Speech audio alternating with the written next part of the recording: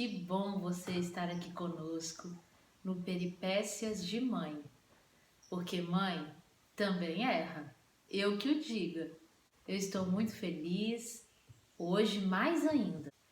Claro que Deus tem tido muita misericórdia, tem tido muita paciência também conosco. O nosso Deus é assim, Ele é amor, Ele também é justiça, Ele também é misericórdia, Ele tem vários atributos. E com certeza, hoje nós podemos experimentar os atributos de Deus através do nosso relacionamento com Ele. E eu agradeço muito a Deus pela misericórdia dEle. Ele tem planos para alguém como eu e como você. Ele te ama e Ele me ama. Hoje nós estamos indo para a nossa 7ª mãe. Recapitulação? Primeira mãe, Elodi. Segunda mãe, a mulher de Ló. Terceira mãe, Zípora, Sara, Eva, Rebeca. 7ª mãe, Penina, segunda esposa de Eucana. A Bíblia menciona Penina em 1 Samuel, capítulo 1. Nós vemos ali Penina tendo filhos e filhas.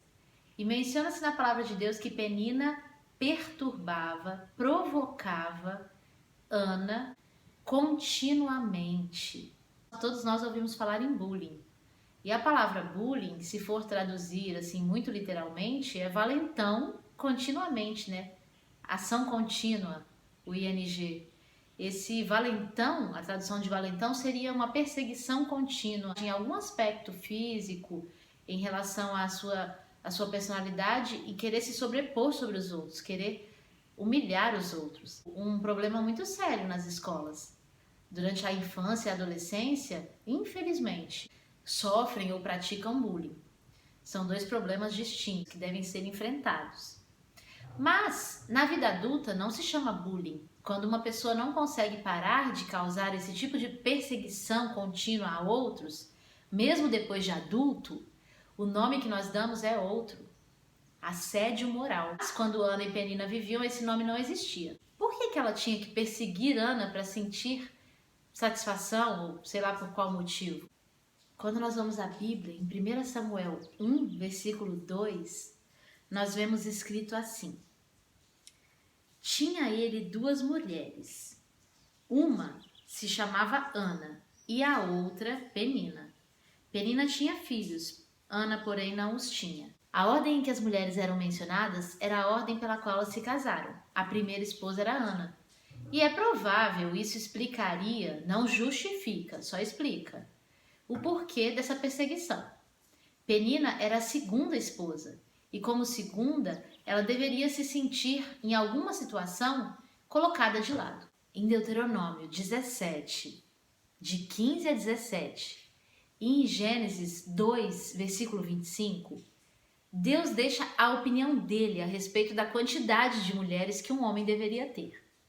A opinião de Deus era muito clara: uma. Deus não tinha planos de bigamia, Deus não tinha planos de que um homem se casasse com muitas mulheres. E os que fizeram isso na própria palavra de Deus, mesmo sendo homens fiéis a Deus, colheram as consequências.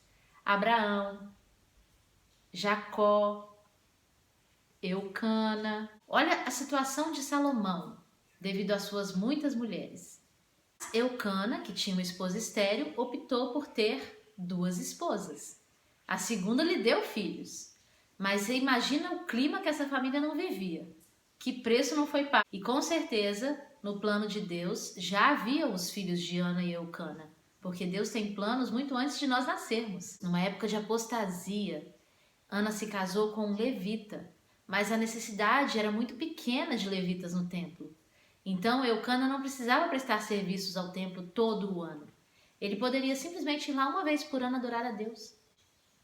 Penina, que havia humilhado Ana e dito que Ana não poderia ter filhos porque Deus não a abençoava e que com certeza disse muitas outras coisas para ela, deu um mau exemplo tremendo para os seus filhos através dessa relação e viu todos os seus argumentos virarem farelo à medida que a barriga de Ana ia crescendo, porque ela cedeu um filho a Deus. Ela deu de presente para Deus, ela cumpriu a promessa dela. E além disso, ela teve ainda outros filhos e filhas. Nós vemos em 1 Samuel 1, 24. Então, Ana foi abençoada por Deus e não foi na primeira situação de dificuldade que Ana se entregou a fazer o mesmo que Penina fazia com ela. Penina causou a ela sofrimento, ela chorava, demonstrava que estava abalada, mas nem por isso Ana tomou partido e fez o mesmo que Penina, lutou com as mesmas armas. A influência de Penina sobre os filhos dela foi tão devastadora, essa situação em que ela criou. Será que dá para alguém criar filhos nos caminhos de Deus enquanto humilha outra pessoa? Enquanto se desfaz da outra pessoa? Será que dá para Deus atuar na educação, preencher as lacunas, né? Completar o incompleto de uma família nessas condições? De fato, as escolhas são individuais e a ilustração de hoje nos mostra isso. Havia em uma família 2 filhos gêmeos e essa família era muito desequilibrada.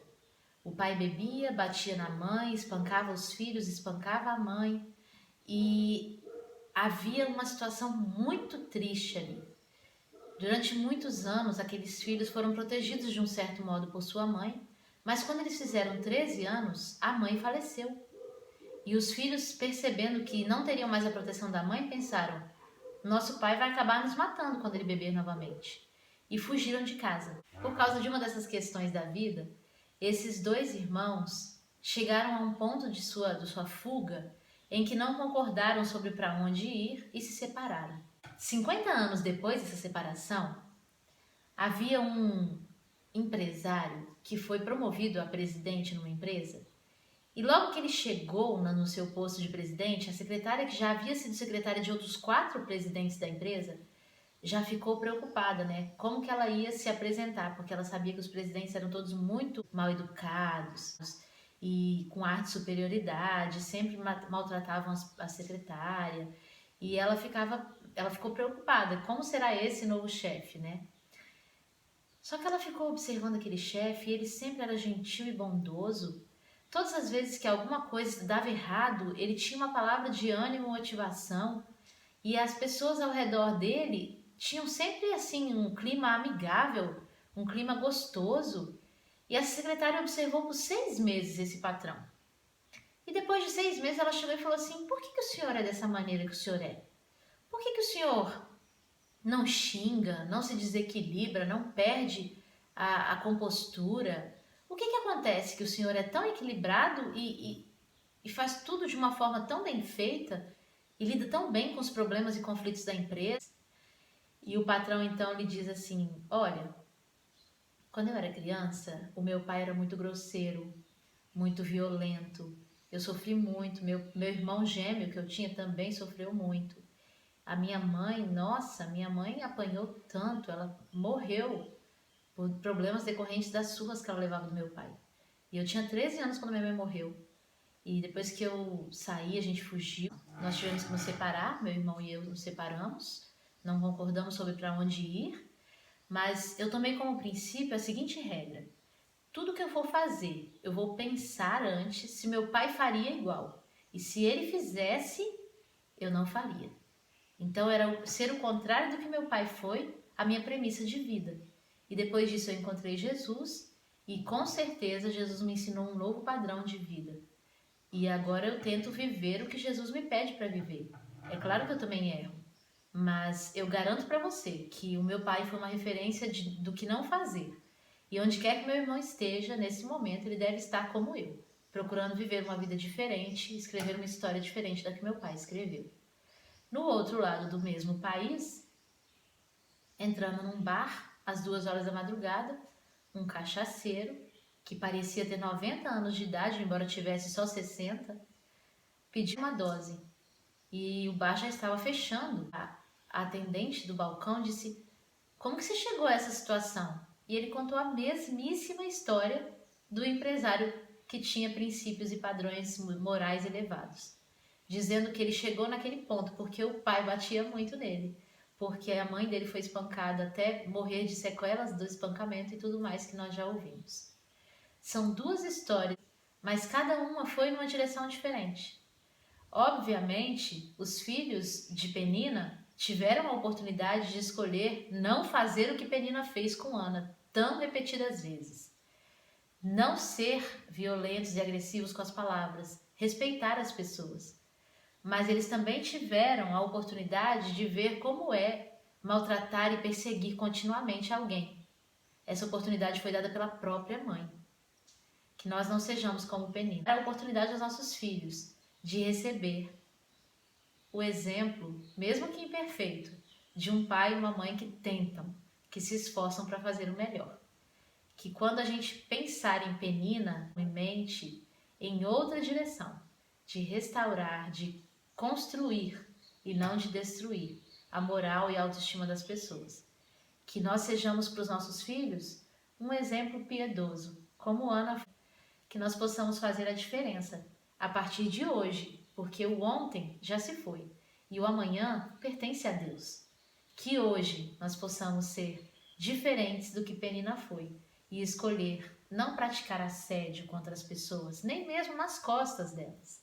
Que nossos filhos possam ter uma família o mais saudável possível, que nós façamos o nosso melhor.